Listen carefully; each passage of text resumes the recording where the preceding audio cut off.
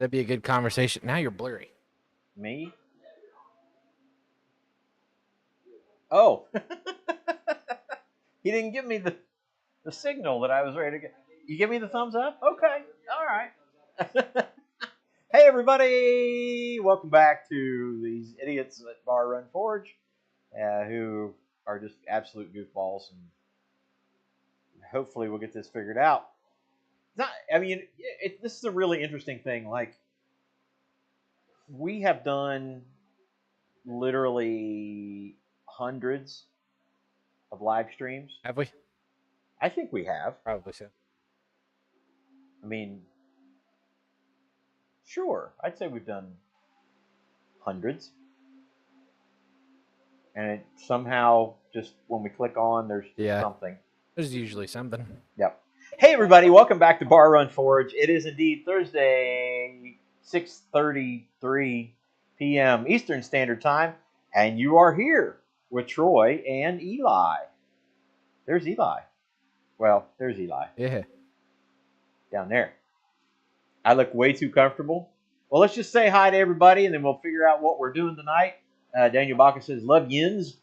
Hey, that's like a Pittsburgh thing from this area over here. Like that. Anyway, Jeff Woodring says, hola, y'all. That's an interesting one. Hey, y'all, from Pumpkin Patch Forge and Ironworks. Hey, Eric. Bobby Lonis. Robert Treadleshed. The master himself. Kyle Jones up there in Maine, sweltering away. Mr. Roger Caldwell. Hey, y'all, grabbing a quick bite of dinner. Jeff Killian. Who else? Corey at High Desert Forge and Ironworks. Kyle looks like he's a sweating. Who else we got? I think I saw John Brunell in here. He says he can't watch, but I think he's checking in on us. Moxie time. You know what? I reached in the fridge there, and I thought, you know what? This is a good time to just get a Moxie. Yeah. And there is Mr. Bill Corey that says, no need to fear. Underdog is here. Ask me. So we've got from California to the New York Islands, or at least Connecticut and Maine. They can't take that away. An American. Yep. So you're probably wondering, probably not, probably don't care, why I'm sitting in the chair, arms folded, relaxed, leg crossed, and the forge ain't rolling. And Eli's sitting there in his normal position. We're going to do a sit and chat tonight for a couple reasons. I'm normally a bum. He's just being a bum for tonight. For a couple reasons. Reason number one, it is sweltering hot still, and we still have not had any rain. We're into like months now. I think we're 8 weeks, aren't we? Yeah, we're just shy of 2 months without rain. So it's bad around here. So the reason why is we don't want to crank up the coal forge. We've got a spark arrestor up on the chimney, but crops are drying out. They're getting closer to getting ready. We just don't want to, we don't want to risk it. We don't do anything like that. And the propane, the ribbon burner, kind of heats it up in here. So maybe we're sissies. Maybe I don't care. I told Eli, we've got plenty to do. I mean, we got to get ready for Metamora Canal Days and Eli at the Chuck Wagon Festival and a couple other things that we'll be doing. So it's not like we don't have work to do. It's just trying to be wise, trying to make sure we're okay and that everything else is okay as well. So Corey says, hey, Pastor Troy, what would you consider to be the most accurate translated version of the Bible? Well, let's get into that. Probably that'll be one in the Greek. Huh? Probably in the Greek. In the Greek, right? Not the Latin Septuagint, the Latin Vulgate. No, we'll get into that in just a minute. Good. Thank you for bringing that up. That'll give us a topic to talk about. We've got a couple other things we were going to talk about, but so anyway, we just decided not to forge tonight. And I've been working in the other part of the shop, in the wood shop. because I can do that without causing any possible issues outside.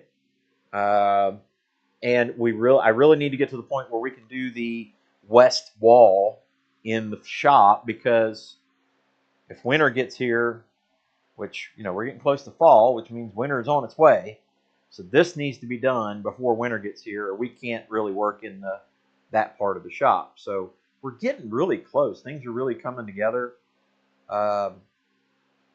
Details obviously take a little while, but there's some serious, I almost said major, there's some serious stuff happening in that part of the building. So I'm excited about that. We can get into some other projects.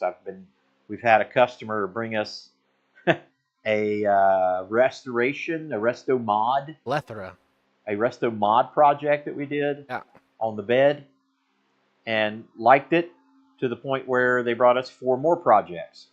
Plethora of projects. A plethora, if you will. So I'm kind of enjoying that, but we've got plenty of work to do there. We've got plenty of work to do to get ready for festivals and such. So I'd like to have the shop in good working order and not kicking stuff around to try to get things done. I'm ready for that, and ready to get the blacksmith shop organized to the point where it can be more efficient as well. We're also working on Eli's house, because we got to get Eli's house done before the weather. Excuse me, before the told you. We got to get Eli's house done before the weather really changes. So we just had a meeting with the fellow to do the drywall. Yep. Insulation's mostly done. I think we've talked about before, the rough-in plumbing and the rough-in plumbing is done. Rough-in electric is about 98% done. So once the rest of the insulation and the drywall goes up, start down the home stretch, so to speak. The home stretch to get Eli in his home. That's 2 puns for tonight. That's right. So yeah, there's a lot going on. We've changed some equipment stuff. I got to go to the farm science review yesterday in Ohio. I think it's the largest farm show, so to speak, in eastern Mississippi. Like, if all you did was just walk, they have streets and avenues at the farm science review, and I think it's like 10 each way, and they're like city blocks. So if you just walked the length of all of the streets, it's a day. You don't even have to stop. You can just walk most of the time, and you'll fill up the day and not see everything. So it's a pretty cool thing. A lot of innovation in farming and stuff like that. So I got to go with 2 of the guys from church, and we just had a great time. Got a free milkshake, homemade milkshake, so it was pretty good. I see Mr. Jack Pine's in here with us, and Monica, I'm assuming, at Bland's Promised Land Ranch. Great to have you guys with us. He says, "Hey, party people. Hope you've had a great Thursday so far." Monica, you guys going to be live tonight? If you guys want to get a good laugh and listen to some good folks, watch us, and then at 9 o'clock, tune in to Monica and Eric at Bland's Promised Land Ranch. Good people, and just love them dearly. If you do make plans to hang out with Monica, just hopefully she doesn't have some sort of excuse like her kids are sick or something like that. She's really good at stuff like that. So you just got to keep an eye on her. I love you, Monica. Playing a game. That's good. All right, so without further ado, we can get into, I think it was Corey that asked the question. Corey Was it Corey? Yeah. Asked the question about, did he say the most accurate translation?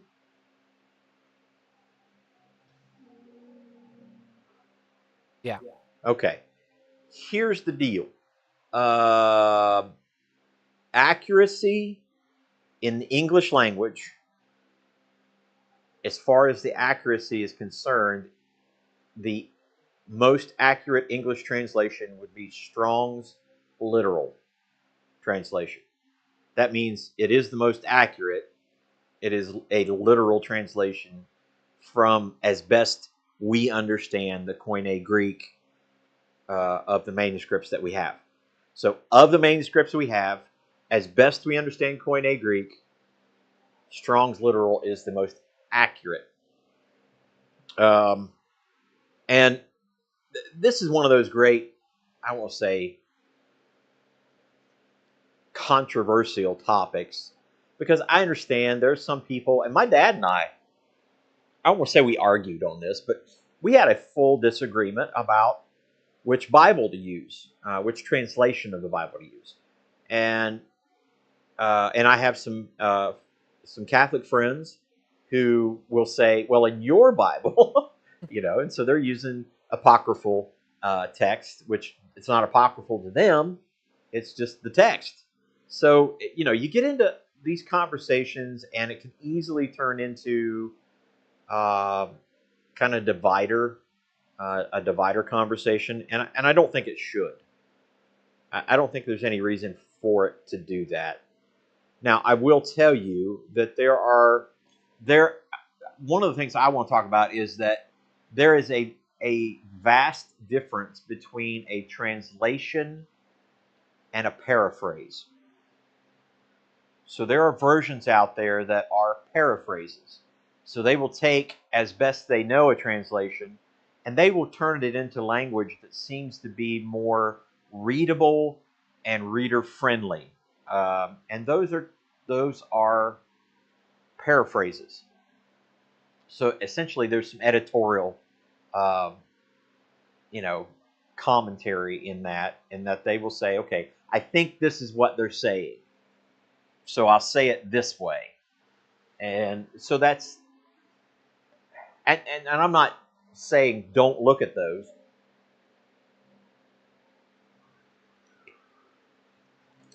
And then there are translations that are using original text as best we know, as best we can, and translating them. And as we find study into the Koine Greek, and I think Daniel Baca was talking about it, to understand that the Greek of the Bible is Koine Greek. It's not the Greek that Greeks use today. It's a different Greek. It has some similarities, but it's just not the same. And Koine means common. So it's the common Greek of the time that in which it was written. Howdy to Brian. Brian, sorry I didn't get on last night. Just having a rough evening. Just didn't get in there. So yeah, and then you get to translations, and translations have been done over and over again. I mean, the NIV, which is kind of it's the most popular, most sold version of the Bible ever. When the folks did that translation, and it's had multiple translations. The American Bible Society has over and over and over again retranslated that and found new stuff within the text that they think they understand better.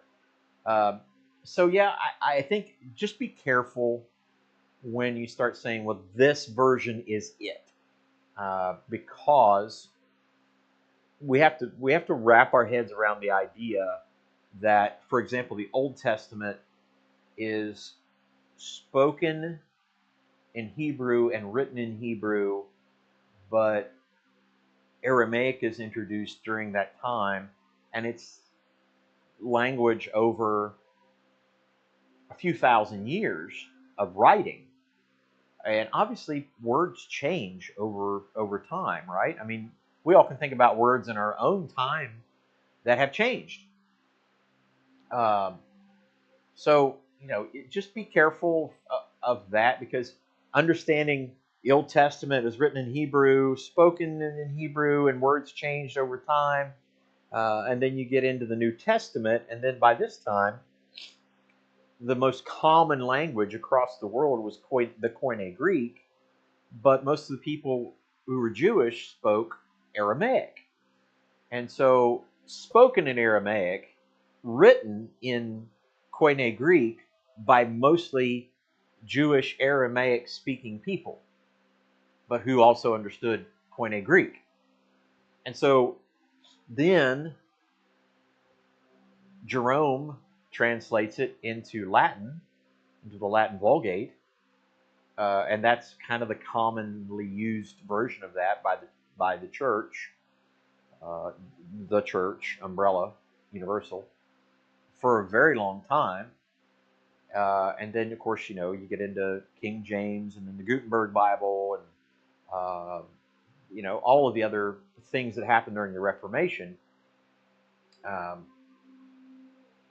So, again, 2 to 3 different languages spoken and written in of the book, translated into one language, Latin, and then used in, there's actually Church Latin. So Church Latin and Latin were different. And then that evolves over hundreds of years. And then, like I said, King James, authorizes the translation into English.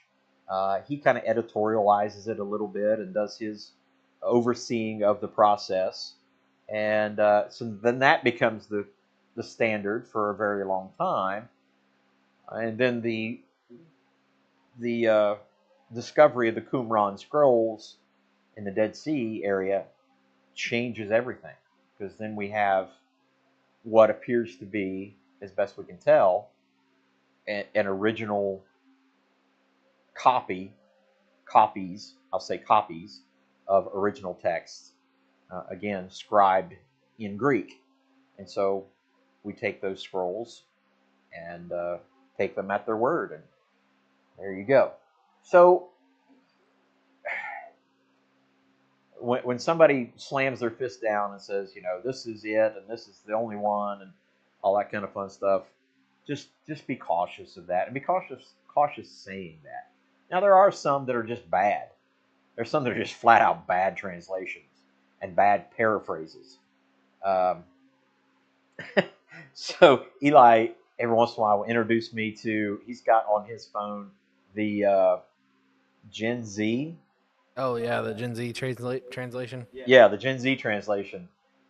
If you ever want just to chuckle, I'll have to pull up and I get that idea. It's not a translation, though. That's the thing. I think if we look at it, you could easily say, Eli, that it is not a translation. It is a paraphrase. Right. Yeah. And so take it for that. Take it for those things.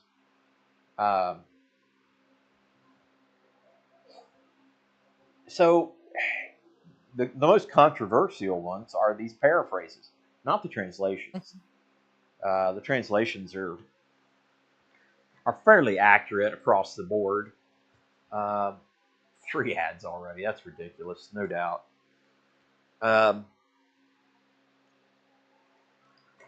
Which is why, for example, when I study for a sermon or a lesson or something like that, I try to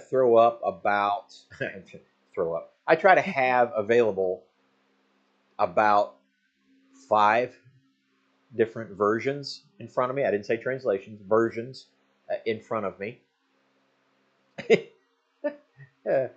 Jack Pine says, "No, I need the Skibbity translation." Oh my gosh, that's funny. Leaving and I cannot. I'm driving and I cannot. Okay. Well, hopefully we'll catch up with you, buddy. Hi, Janetta. Great to have you in here as well. Yeah, I don't know if that answers the question, Corey, but I would say the most accurate is Strong's literal, but it's almost unreadable because the syntax of Greek doesn't translate well into English. So when we translate Greek, we have to reorient it with verbs and adverbs and adjectives and stuff like that in a different. Are you ready for a Gen Z translation? Yeah, let's pick a verse. What verse do you have in like NIV and read that? Matthew 7:3. Okay. Here, I didn't know you want me to pull up the actual version.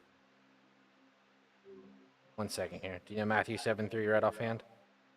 No, I don't. I should. Yeah. Fake preacher alert. All right, here we go. This is in, let's do, what do you want to do? NLT translation? Why not? That's one you preach out of a lot. All right. Matthew 7:3 in the NLT says, "And why worry about a speck in your friend's eye when you have a log in your own?" Gen Z translation. You ready for this? Yeah. Why you stressing over someone's tiny issue when you got a whole log in your eye? Chill, my guy. Pretty good. Good point. Yeah. Just that's not a translation. it says basically what it's trying to say. So anyway, well, let's go up and answer some or talk about some of these things. Corey says, my wife has heard preaching from the Bible, but she's never read it all the way through. She wants a good version to read from, and Janetta's here. Matthew says, I speak Greek when I stub my toe. I wish that was all over. So there's a Greek interlinear translation. It's been ages old and does the job. Sure. But again, for the reader, that's the first thing that when somebody's asking me about a Bible to read as opposed to a Bible to study, those are two different things. Sure. That's why I put 5 versions in front of me. Yeah. And I would say, if I were to say somebody here, if you want to just get as close to the accurate translation as you can, English and all that kind of fun stuff, I would say New American Standard or Strong's Literal. That's probably about as close as we can get to a readable version of English and really close to the original text. I have started using, over the last few years, the New Living Translation for reading. And I almost exclusively use it for preaching. And the reason being is, it is a translation, first of all. It is not a paraphrase. And it is pretty good. It's pretty accurate. And it just uses slightly more user-friendly words. And I really, really like it. Now, at the same time, if I'm using that to preach from or things like that, I will often try to make sure I look at some of the other versions and say, okay, if 4 out of the 5 versions use this same kind of phrase and wordage, and then one kind of pops out and goes, wait a minute, that doesn't make any sense, then I'm not going to use that. There needs to be a corollary. They need to be in line with each other. But yeah. So, and everybody else talking about, for example, Bill Wheel about the KJV. Yeah, I mean, it's purposefully mistranslated in some areas for sure. Bill, we will be at Quad State Saturday. Yeah. And Saturday only. That's the only time we can get away. I don't know your thoughts, but I think when it came to studying, the easiest one that I've found is the ESV, like an ESV study Bible. Okay. It's become the easiest for me when it comes to deep diving into the word, but I would agree with you. I think NLT has been the easiest one if you're preaching or to read. I think it flows easier. Yeah. And I think if I'm interacting with somebody, like sitting down talking about the Bible, I think the New Living does a really good job of being able to let you have conversation about Scripture. Hello, Brother Troy, the other Troy. And Daniel Baca says, I love the New Living Translation. Me too. Yeah. Yeah. Yeah, I mean, I would definitely agree with you. The NLT is the one I pretty much have any lessons or preached about. That's what I use. Yeah. Yeah, and again, if I'm just reading, that will be the one that I use. Yeah. We shall see, Bill. We shall see. Time will tell. Corey says Strong's Literal. How about between King James, New King James, and New American Standard? As far as accuracy, I'll go with New American Standard. Yeah. I no doubt. And that was the consensus among all of my very well studied Bible college professors. Would all agree with that. Roger said, "Look us up on Saturday so we don't miss you, man." I don't know if we can miss you, man. I don't want that to happen. Yeah. Like I said, I just got a message from Josh Perkins, and he and Ed will be in the vicinity, and they were wanting to pop in. So that's so cool, man. That we just have a community that just wants to be together, and it's not always just banging on steel, but it's just a fellowship. It's really, really cool. Yeah, we're talking blacksmithing now. Well, we certainly can. No, the Mormon Bible is not the same. No, that is true. That is true. They are different, and that is the extent to which I will talk about that. They are different, indeed. But yeah, Bill, time will tell. We'll see how that works out. So, Corey, thank you for the question. Janetta, I hope that helps. Just from my perspective, again, and understand that's just from my perspective. I'm not going to throw the whole after 33 years in ministry or whatever, and blah blah blah blah blah. No, you're asking me. I'm telling you what I think.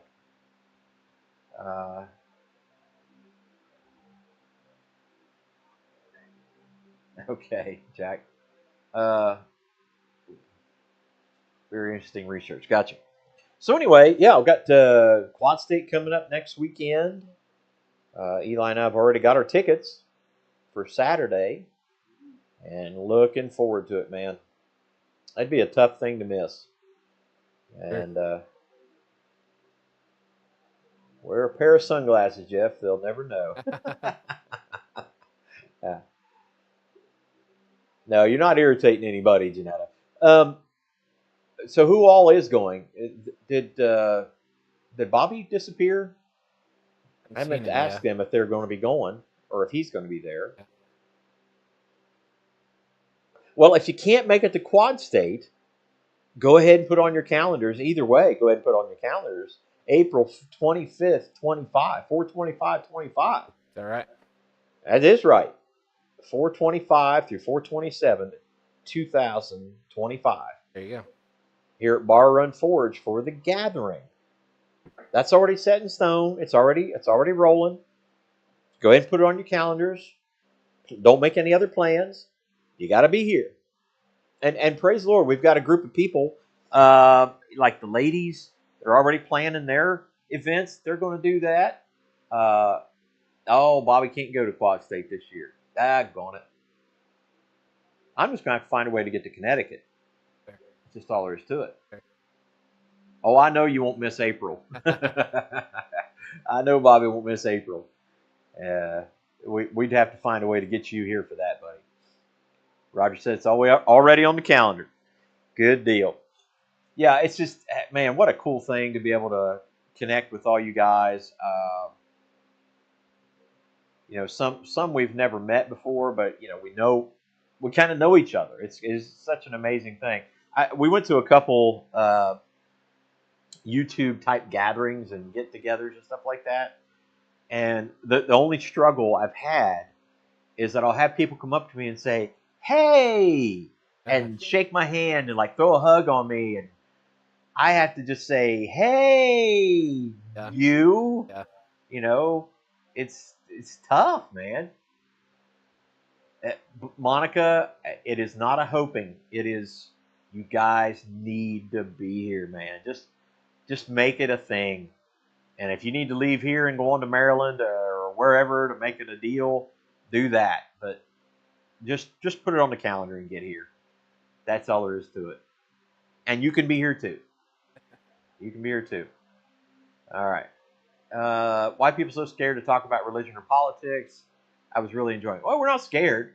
No, we're not scared about it. We just, I think we covered the topic fairly well. If anybody has any other questions, I'm more than happy to address them. Bill Corey says, I'm talking with MLWJ to see Tommy Dorsey and Glenn Miller bands. Obviously not the original. Over to Lehman's, then down to Quad State. Cool. That'd be a good weekend, or a good week, I should say. Yeah, Eric and Monica, you guys got to be here next spring.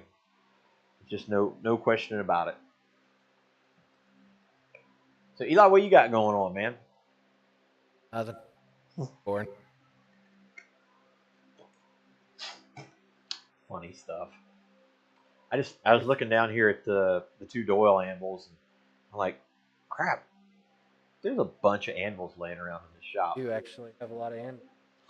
Now, those two are going to Georgetown, so it's not like those get to stay here. Unfortunately. Yeah. Probably be the ones using them now. Yeah. For the most part. Yep. I thought we talked about putting one of each. I don't know.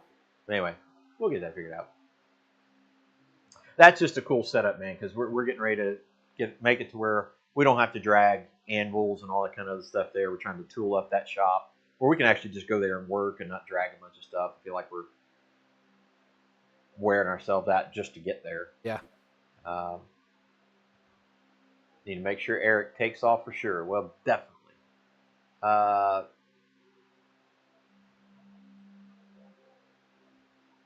I don't think so, Bill. I think just people are I will say kindly aware that sometimes some of these topics can stir up animosity. I guess that's the right term for that. And people just kindly don't want to do that. It's okay. I mean, I'm okay with that. It's one that in my position, I've told my folks at church that I do not speak politics from the pulpit. Yeah. I do not think it's the proper place for that, and I just don't. I just don't and won't. And when somebody asks me to, speak on, and my comment to them is, look, if you listen to me and listen to what I preach and the scriptures I use, and you don't know where I stand on something, you weren't listening to me. Politically speaking, I think you should be able to figure out where I'm at by listening to what I'm saying in my sermons. So, but I don't need to do that. Jeff said he'd see if the boss would let me off. Just bring the boss with you. There you go. Just bring the boss with you. 705 bacon. That's right. Well, Kyle Jones, you have got to make provisions to get your bride and your daughter here next April. There's just no question about it. And Kenny is definitely one. Metal Man Productions has got to be here. Got to be here. That was a highlight for me, man. And Matthew wasn't here. No, you guys need to knock off having weddings and graduations for kids and stuff like that. Just no more of that. You set the priority as being here, April 25th through the 27th. Let the world just pass by. Yeah. For a weekend. Daniel Bach is the guy we need to get here now. There's Made by Cormulus. What's happening, man? That'd be another. Are you going to be able to make it up to Quad State or the Gathering in April? Okay, no Las Dos. Or both. There you go. Them and maple syrup. Heck yeah.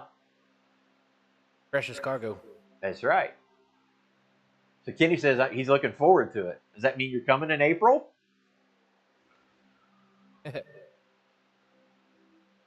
Someone said they're going to get me out to Troy's in April. That is so nice. Hey, buddy, we've made it happen before. We can make it happen again. There's been shuttle services to airports. There's been tickets paid for.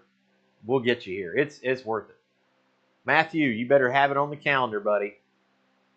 It was really funny. I got to tell you, it's really funny. So there is a wedding scheduled in April of 2025.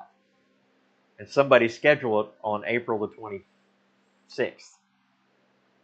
And I said, no, sir. No, sir. I'm not doing that. Well, that would be good, Bill. We'd love to have you here. We'd love to have all you guys here, man. There's Danimals. Hey, Dan. Got a at least a pair of Dans in here. Daniels. Couple Dans. Yep. Steely Dans. Eric is literally driving home. Okay. Well, good. Literally fantastic for literally him. We call blacksmith Dan Steely Dan's. That's a good question. That's a good question. Yeah, we gotta make a we gotta step up the game on the food too, man. Like It's kind each of hard to year, there's step it like a up. new. Kind Of of course, hard to step up. Friday night, Staple. it's already taken. Smoked meatloaf. The Harbor Freight commercial again, and I missed it. Why do I need Oh, a no, they've Harbor been Freight here a commercial? couple It's all times. in here. Yeah. This They is back you're a walking Harbor Freight commercial. They back up here about once a week with a truck. Old Dan Tucker was a fine old man. Washed his face in a frying pan. Combed his hair with a wagon wheel. Died with a toothache in his heel.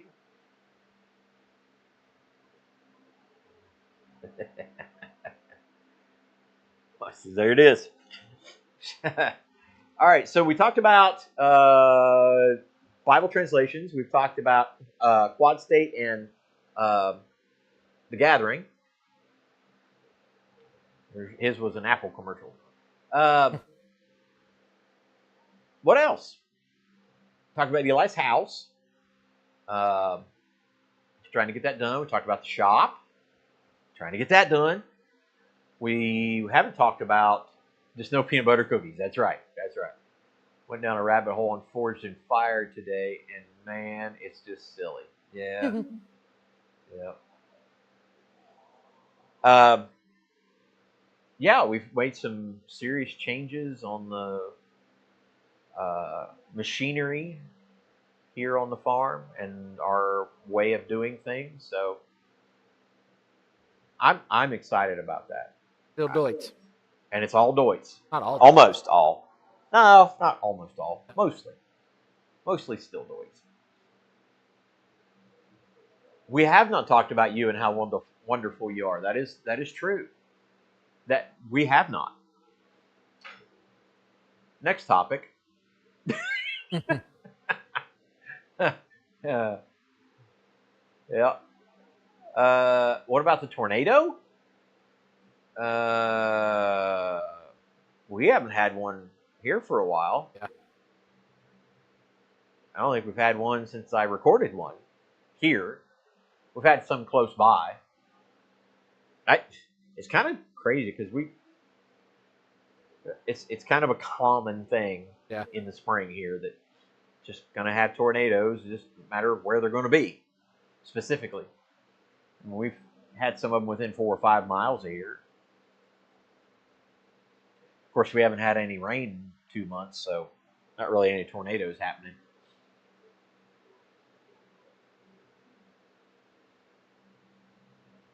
You know, we could talk about how wonderful Bill Corey is. Good. We could.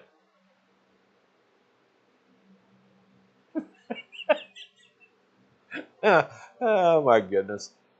What else, Eli? Nothing. Got nothing. I've got stuff out there. We have got tons of stuff we need to do for content. Just tons. And we're just not doing it. And that's bad for us. Bad on us. I don't know if it's bad for them or not. If you get rid of all your machinery, you should have forges under roof. Aha! That's a good point, Jeff. Our plan for next April is not to have canopies out. Our plan is to take the shed building and put all the forges under the shed building for that weekend. So we'll have stations set up in there. So even if we have rain or wind or whatever, everybody can forge under cover or hot sun or cold or whatever. So that's the plan. I think it's going to work out good. Heck, we can set up propane forges out there if we have to. Shh, don't tell Bill. Yeah, that's a good thought. We had that thought ourselves to do that. So we're looking forward to that situation. That way we can set up a great big food table as well. man, now I'm stirred up over the gathering. Now I'm just like really excited about that. Like 8 months. Yeah, I know. And you know, it's again, I keep saying this, but it's a free event, and it's going to be a free event as long as we can do that. Yeah. Somebody asked me last year. Said, "What are you?" They said, "What are you going to do when this thing like gets big?" And I'm like, I don't know, but we'll keep making it as a free event as long as we can. We may have to lean on our friends a little bit to help us coordinate things or put everything together. But yeah, that's the plan. Hey, Frank. Frank, we're really hoping that you will be able to rejoin us. You got to get you and Matt back here. Yeah. Kind of the OGs back to the gathering. And will this year be? What will this year be? 5 or 4? 5. The 5th gathering. Bobby's been here. We were talking about this last time. Bobby's been here for 3. He was not here the first year, so that's 4. That's 4. 5. This will be 5. Yeah. Ticketmaster. Jeff Killian says, pig roast. It'd be pretty wild. Do a whole pig roast. Daniel Baca says the gathering seems more important than Quad State now. I gotta say, if I had to give up one, yeah, it'd be Quad State. Uh-oh. Don't say it out loud. I'm not trying to get banned. I'm not gonna read it out loud. If it gets super big, just set up vendor booths and charge per booth. Yeah, I don't know. Okay. I just...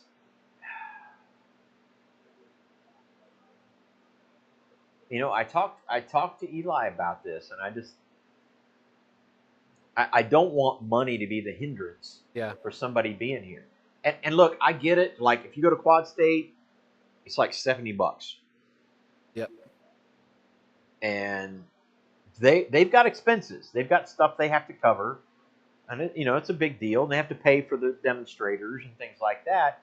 And we could do that. I mean, there's a couple people who I've tried to get here, and somebody said, if you wrote them a check, they'd come. Yeah. And I'm like, well, then I don't necessarily want them. Because this is not about, a bunch of money-making stuff. This is about blacksmithing and fellowship, about getting together. And that's why I want it to be free. I don't want it to be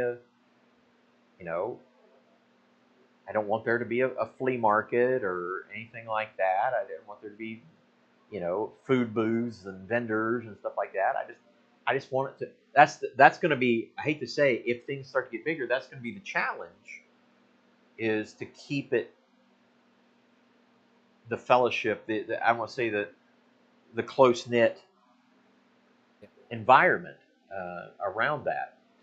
Not that I don't want it to get big. I would love for tons of people to be here, but I at the same time, I want it to be the gathering. I want it to be just what it has been. There's some things I'd love to do a little bit bigger and better for everybody, so they have a great time and enjoy it a little bit more.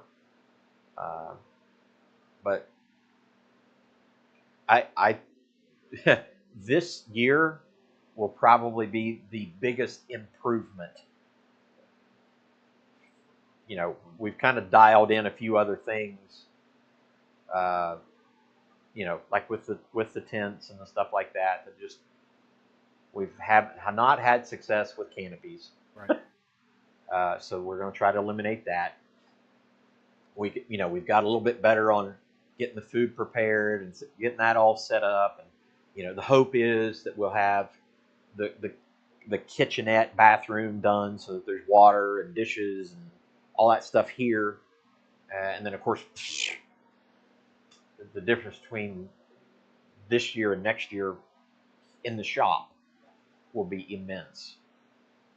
Well, brother Roger, we had a blast having you. I mean, again, we have every intention of you guys bringing musical instruments. If you guys are musical instrument people and you want to play or sing or whatever, that's part of what I love about after everybody's kind of done forging, or while there's forging going on, or somebody else is doing another project, everybody kind of does their thing, and I just love the environment around it.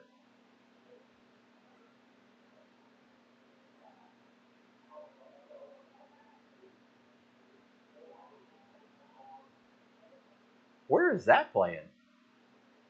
Got your phone. Oh my gosh. My phone connected to the Bluetooth. I just realized my headphone wasn't going. We started hearing a voice in here. It's like, what in the world? Frank, Michelle is doing somewhat better, but things are kind of the same, but being managed. That's it. Jeff says he can be in charge of entertainment for the ladies.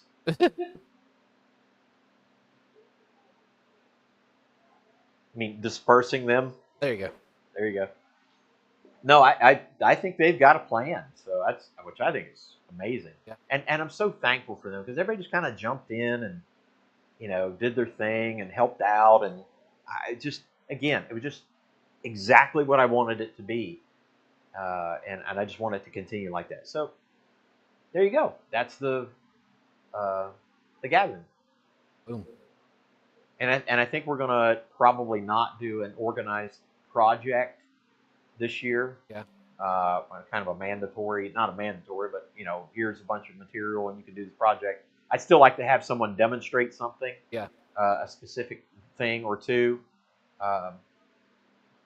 So I'd still like for that to happen. But the main thing that we've seen out of it is everybody, if you want to forge, there are tons of forges and tons of opportunities to forge. If you want to do something else, you can do that thing. If you want to just hang out, if you want to just eat, rest, relax, whatever, that's what the weekend is for. And that's perfect. It's exactly what I wanted. Exactly what I wanted. So, Bill says make everyone bring their own dish. Now, we do the thing, because it's hard to do that with traveling, where we ask you to bring something from your area, you know, a beverage or a snack of some sort that's known for your area, chip or a cookie or what's that? Syrup, right.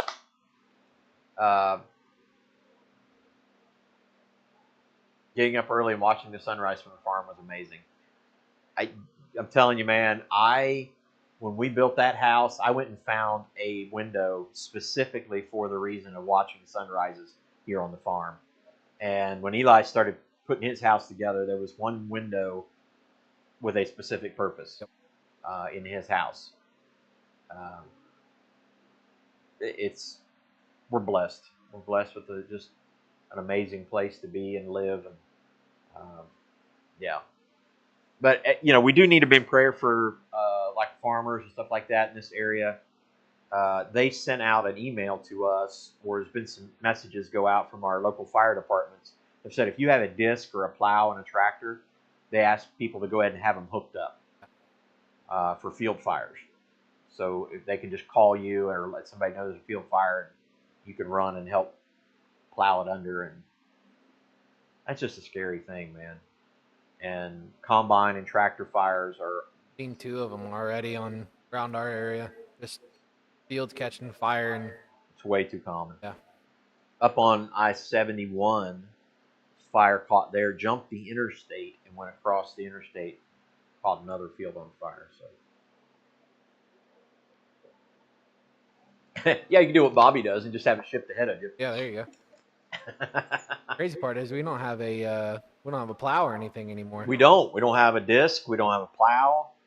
The only tillage piece of equipment we have right now is the tiller. Yeah. The 3-point tiller on the back of the tractor, which I guess would do something, but I don't know. Yeah, and I'll tell you, you talk about coming. It's funny. Kyle talks about coming here to the farm and watching the sunrise on the farm. And my favorite, even the picture on my phone, my background on my phone, is in his state, in Maine, at a place called Pine Point of Grand Lake Matagamon. And it's this little thing that sticks out in Grand Lake Matagamon. And I got my hammock on Pine Point, like actually out on the point. And it's water both ways from the point. so I could see the sun come up, it's the sunrise on the lake, Yeah. and then when we went to bed, the sun went down on the lake, all from my hammock. And this is just, man, oh man. Heck yeah, if you want to bring your own steam tractor. I wouldn't have a problem with some antique machinery here, that's for sure. I mean, I'm antique machinery. Okay. Yeah, your forest fires out there. I mean, gosh, there's just so much going on. I mean, I don't recall in my lifetime it being this dry. We've gone without rain, but I just don't remember it being this dry. As far as the record goes, I read that 130 years has been since it's been this dry in our area. Recorded history. Wow. Our local, from Hillsboro, our water supply is 80 days. Yeah. Well, it was when I was in at Harbor Freight. Yeah. The manager there was told by the Hillsboro City Water Department they have 60 days. 60 days supply. Yeah. Yeah, Ian wanted to go back to he said, Papa, can I come over and go back to the creek? And I'm like, Bud, there's nothing to go. Not a creek. There's nothing back there to go to. It's just rocks. We went down to the creek at the family reunion. 2 little puddles about the size of this anvil. Yeah. It's just ponds around here are shorter than what they've been. Guys are taking advantage of it because if they've needed to dredge things out or clean up their ponds or do stuff like that, they're doing it now because losing their ponds. They're losing their pond. There's not much water in them. Unless they're spring fed, struggling. So I've been watching towards West Virginia. It's pretty rough down there too. Yeah. He said just enough to make it hotter after it quit. Yeah, that's the downside of those afternoon little 5-minute downpours. They didn't have a downpour the other day. It was just quick spit, and I don't think it had enough dew. Yeah, left spots on the dust on your car. Yeah, about as far as you got. What it was like when I was down in Mobile, Alabama. Every day at 2:00 it rained. Yeah, like a downpour for 5 minutes, 5 to 15 minutes, and 15 minutes later it was like nothing ever happened. Yeah, because it's 480,000 degrees on Mobile Bay, and the humidity is wet. Yeah. It's not even a percentage down there; it's just wet.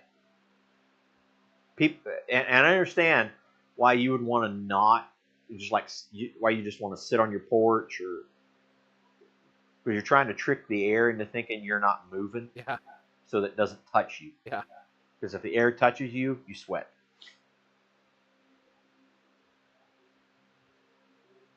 Yeah, and then other places are battling flooding. Yeah. It's just crazy. We didn't get It is cooling down nice in the evenings, and the evenings have been kind of nice, but because it's cool and dry. But I'll take rain. Yeah. I'll take some rain. And amazingly, the soybeans here on the farm are I never would have thought. No. They were planted June 1st, and there's sections of those that are between hip high and chest high. They're already done on this end. Yeah. Yeah.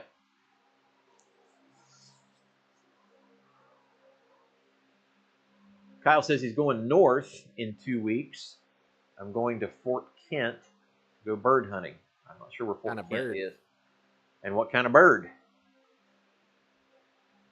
Going up to Tahoe for farther, and it was always wet, but not now. Yeah. Yep. So yeah, keep everybody in your prayers. Very soon I'll be driving truck for the guy that rents our property, our farm ground. I'll be driving truck for him and operating some farm equipment. So tiring days, long days. That's one of those too where there are times where you kind of pray for rain just to get a break. Yeah. Because they'll push until rain comes until they can't harvest. So a lot of times I'll pray we get rain just to give them a break. Yeah, we've we've been consistently 90 for a long time. And we were talking about, it was sometime last month. We were working in here, and we went outside, and it literally felt like the sun was just pushing. Yeah. Like it was pressing down on you. It was terrible.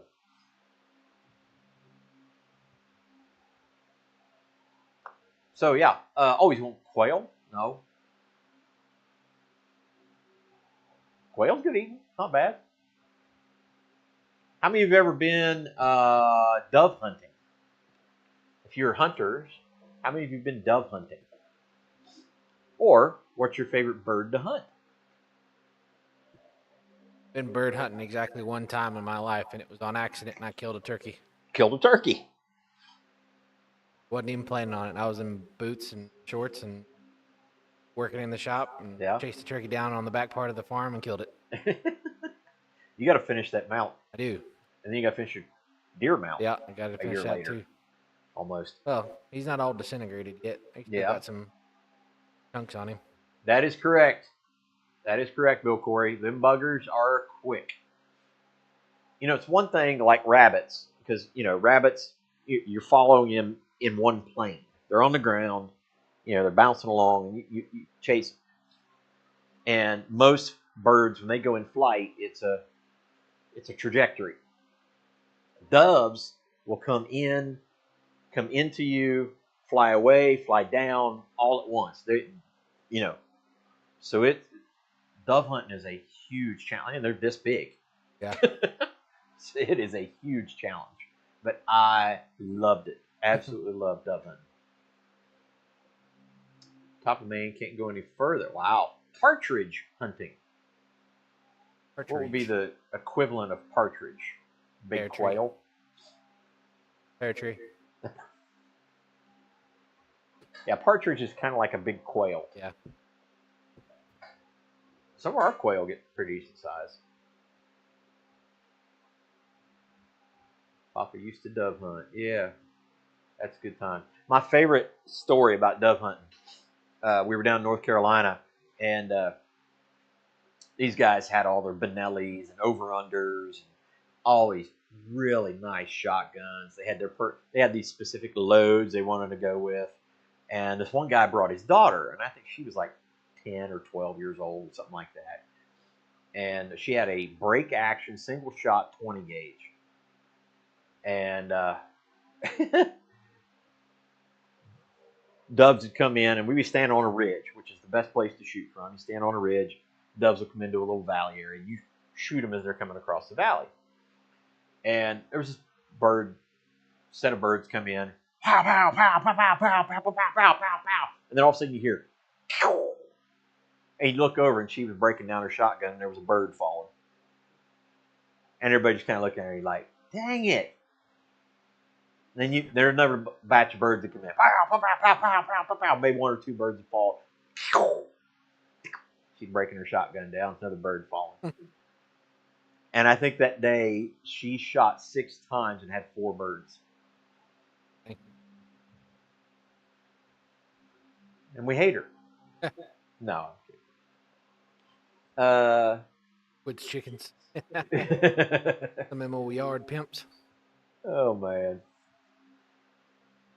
We have a place called Quail Valley right by me.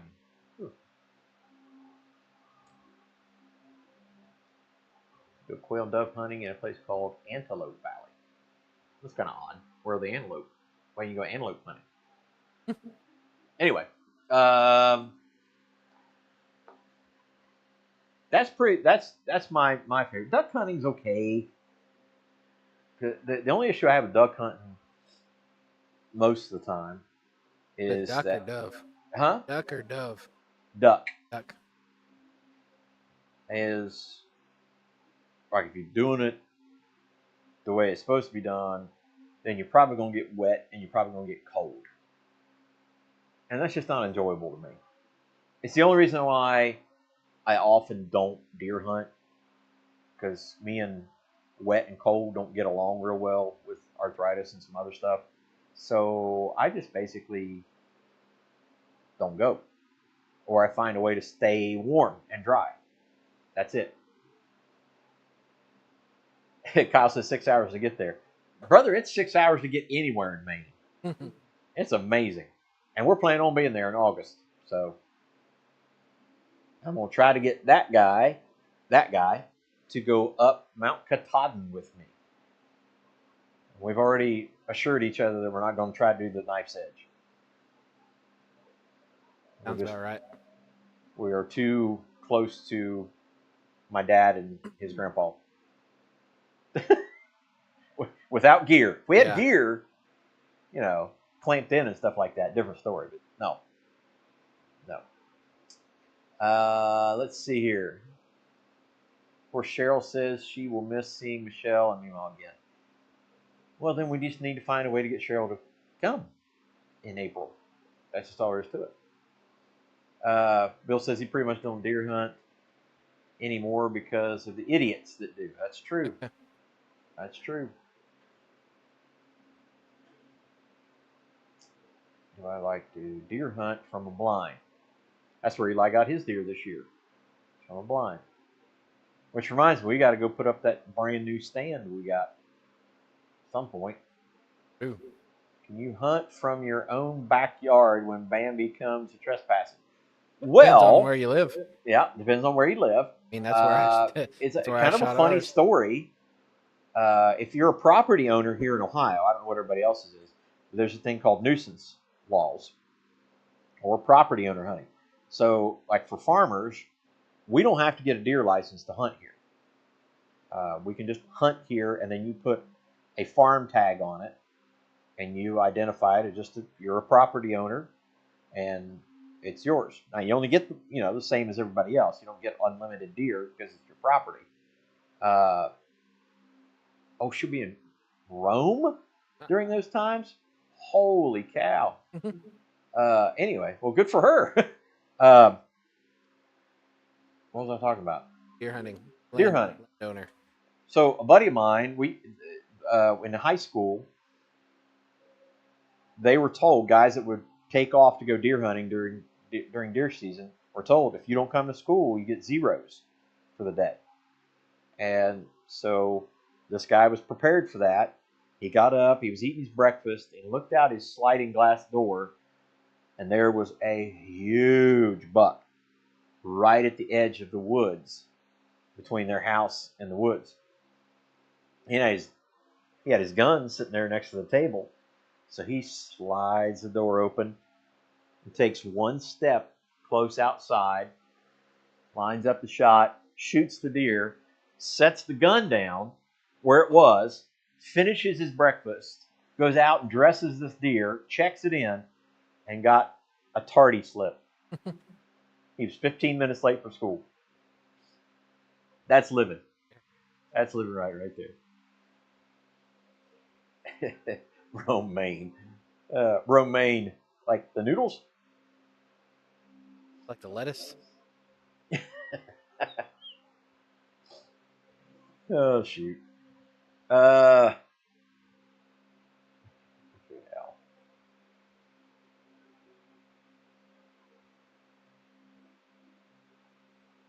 There you go. All right. So, yeah, deer hunting, turkey hunting, rabbit hunting. Rabbit hunting is something we do Thanksgiving Day or the day after. That's always kind of fun. Not near as fun if we don't get any, but yeah, it's fun this year because I got to test out my new semi-automatic. Yeah. Be a shame if we had a good hunting dog. Oh, gosh. That we do not. We do have a coonhound. He's just a useless coonhound. Yep. All right, what time we got? Of course, it's time for coffee jello and a shot of whiskey.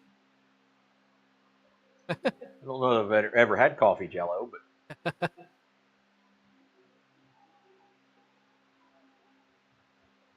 7:37. 7:37. Bear hunting. Moose and bear. Hay bear hunting. Hay bear. Oh, gosh. Here we go. So elk hunting in Kentucky, if you win the lottery. Yeah. I had a buddy of mine and his twin brother won the lottery. They were in high school. And it's really About an funny elk. that hogs, I would like Out in to hunt hogs. Arkansas. Yeah, wherever.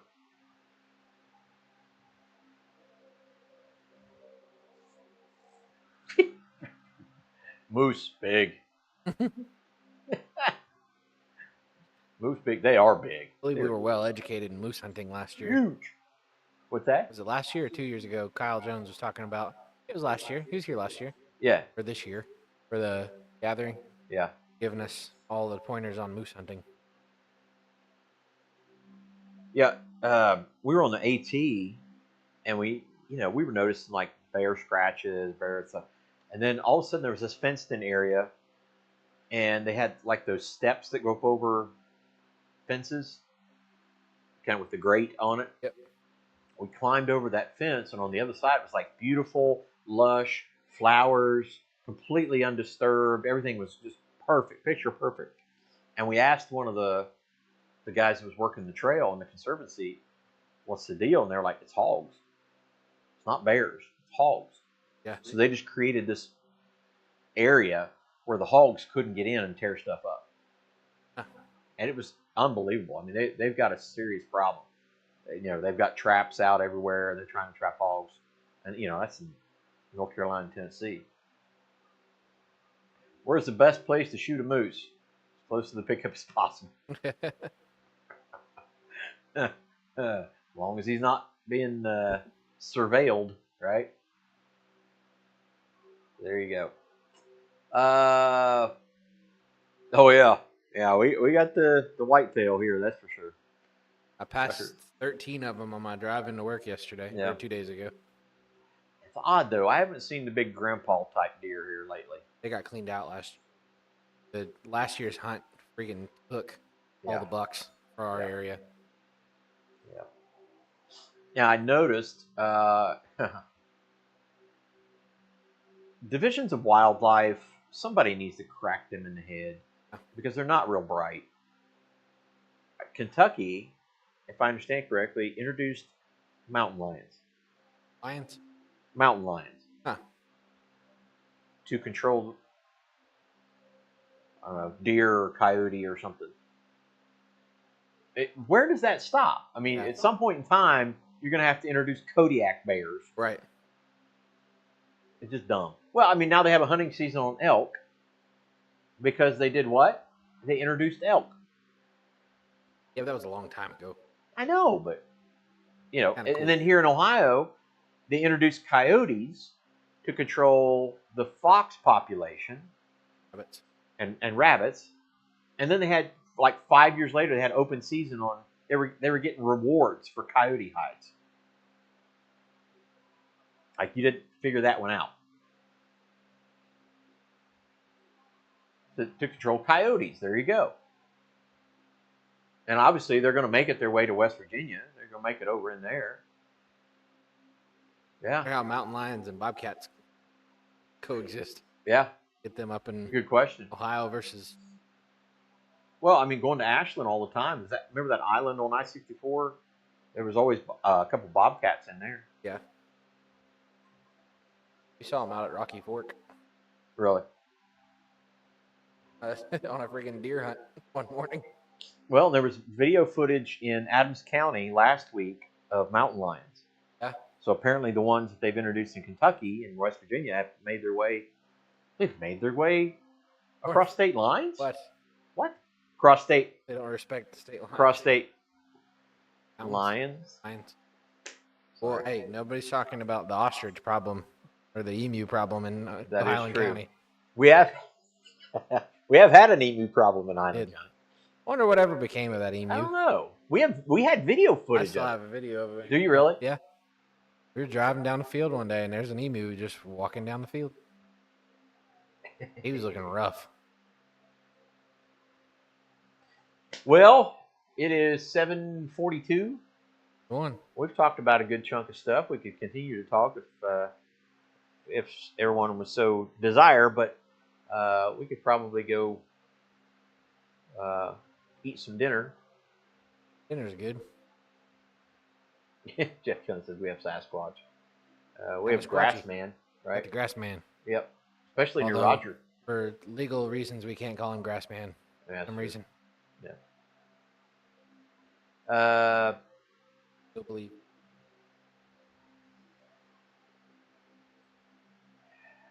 They always talk about Sasquatch and Grassman and all the other things. Chupacabra. But like in Tibet, they never talk about the abominable snowman. Yeti never complains. Yeti never complains.